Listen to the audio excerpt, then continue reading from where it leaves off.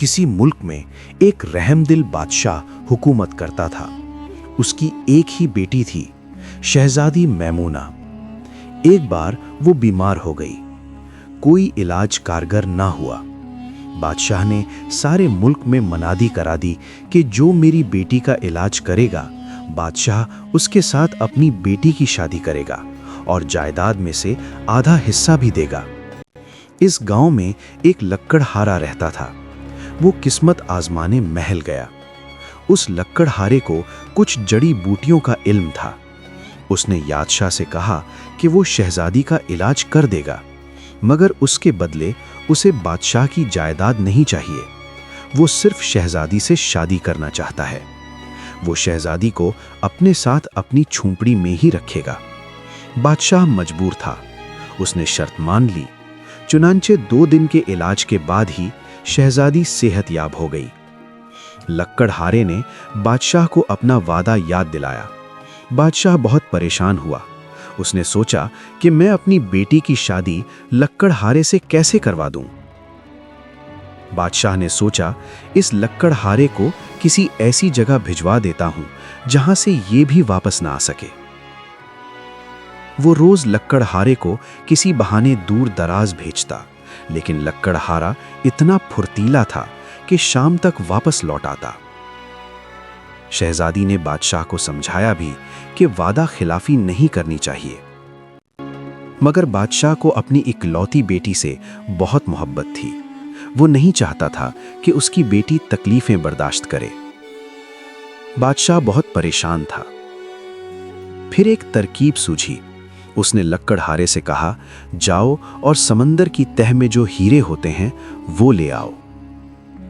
बादशाह ने शहजादी का फर्जी जनाजा तैयार करवाया ताकि लक्कड़हारे को ये कहकर टाल दे कि शहजादी मर गई है और लक्कड़हारा मायूस होकर ये मुल्क ही छोड़ दे। लक्कड़हारा पानी में तैरना भी जानता था।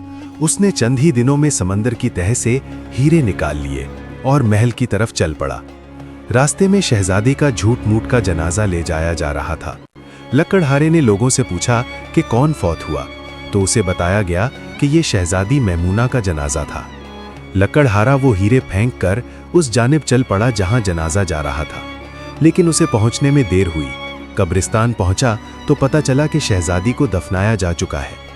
बादशाह ने दरअसल शहजादी को कब्रिस्तान के करीब ही एक झोंपड़ी में रखा हुआ था।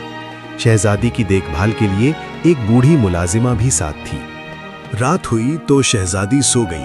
आधी रात को करीबी जंगल से एक भेड़िया निकल आया और शहजादी पर हमला कर दिया। बूढ़ी औरत ने उस पर डंडे मारे, मगर वो शहजादी को घसीटता हुआ जंगल की तरफ ले गया। सुबह बादशाह को खबर मिली तो उसके हुक्म पर सिपाहियों ने सारा जंगल छान मारा, मगर शहजादी न मिली। बस कहीं कहीं भेड़िए के पैरों के निशान मिले।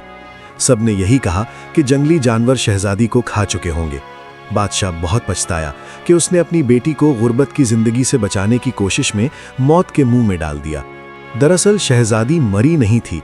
जब भेड़िया उसे खींचता हुआ ले जा रहा था तो रास्ते में लक्कड़हारे ने देख लिया। उसने शहजादी को भेड़िए से बचाया। भेड़िया जंगल की तरफ भाग गया। पहले तो लक्कड़हारा समझा कि यह शहजादी की लाश है, लेकिन जब उसने नब्ज देखी तो उसे एहसास हुआ कि शहजादी तो जिंदा है। वो शहजादी को अपनी झोंपड़ी में ले आया, उसका इलाज किया। शहजादी 1 दिन तक बेहोश रही। जैसे ही उसे होश आया, लक्कड़हारा उसे लेकर महल पहुंचा। बादशाह अपनी बेटी को जिंदा सलामत देखकर बहुत खुश हुआ। उसे शर्मिंदगी भी थी कि जिस लक्कड़हारे से उसने वादा खिलाफी की, आज उसने दूसरी बार शहजादी की जान बचाई।